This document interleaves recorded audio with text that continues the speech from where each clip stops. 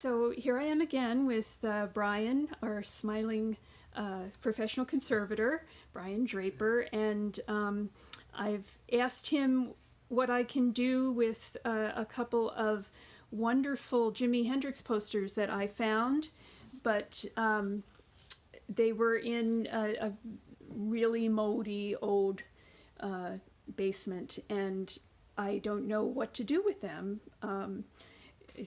Superficially they look like they're in okay condition, but I want to know what to do to get rid of any mold and clean them up and that sort of thing. Well, first we want to get them dry. Mold spores are everywhere, particularly in dark basements and humid houses.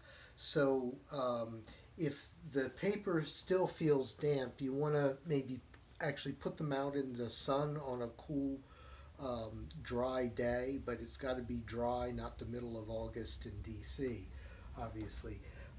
And why would you do that?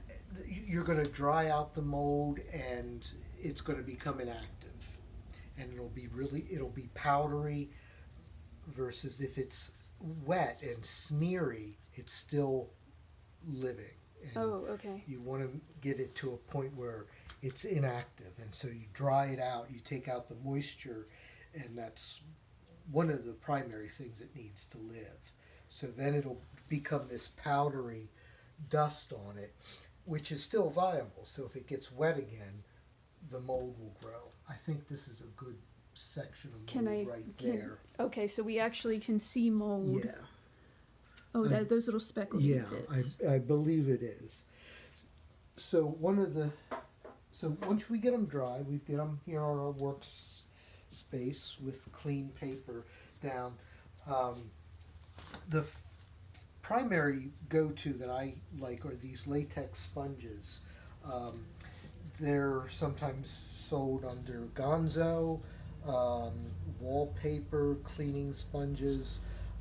They're available in supply catalogs for libraries and conservation. But it's basically Home natural. Depot, like Home Depot has They something like might. They Okay. might. They probably won't know if you ask them for a latex Okay. sponge, but who knows? But it's natural rubber latex that feels just like a sponge.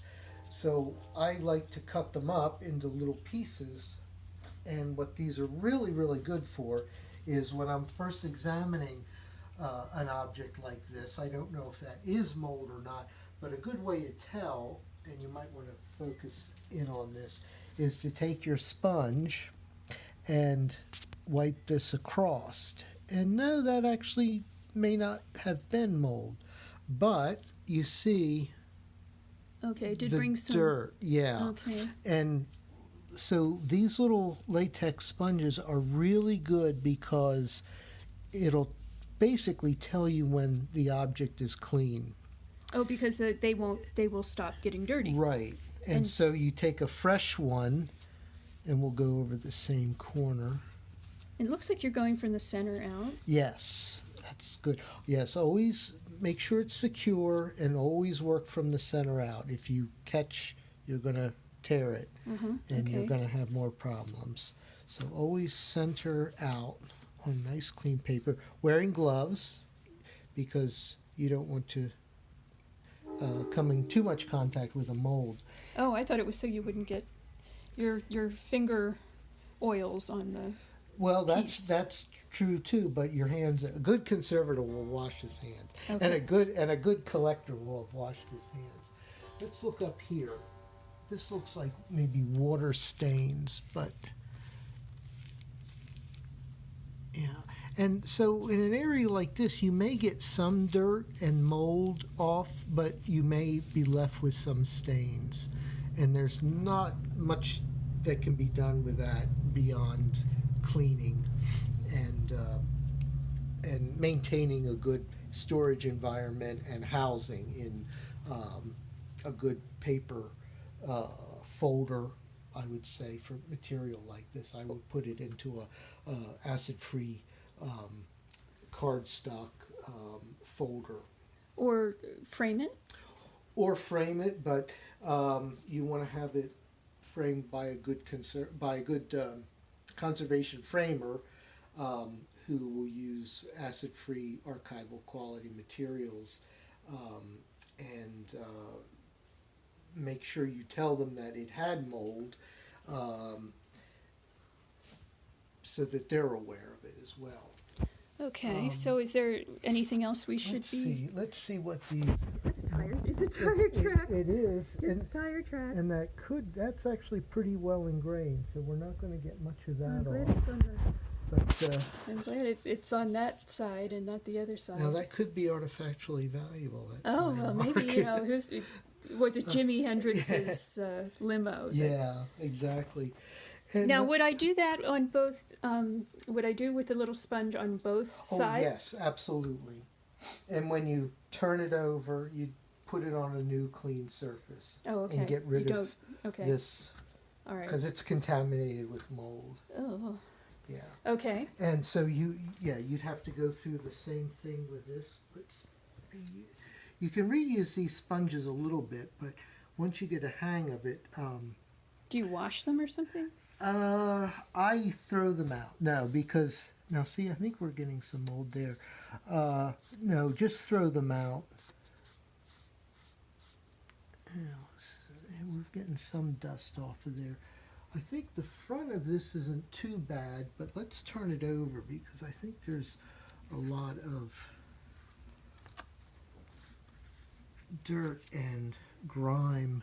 Because see, there's lots of tape and material is dust and dirt is sticking to. Let's look at this area here because that looks like there was maybe some tape. Okay. And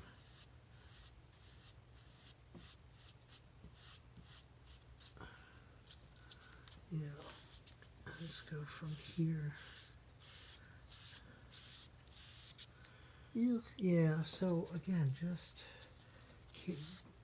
breaking it up into small corners or quadrants, and then you just gently wipe until it's clean.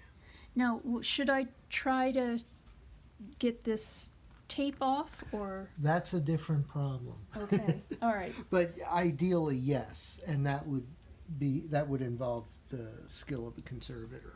Okay.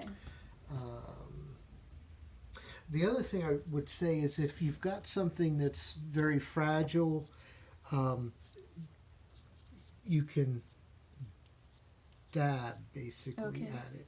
And also if you have pencil inscriptions because you Okay. don't want to lift the graphite.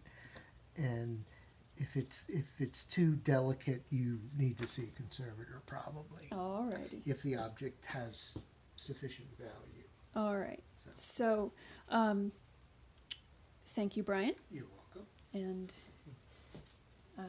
we'll see you again sometime, I suppose. Okay.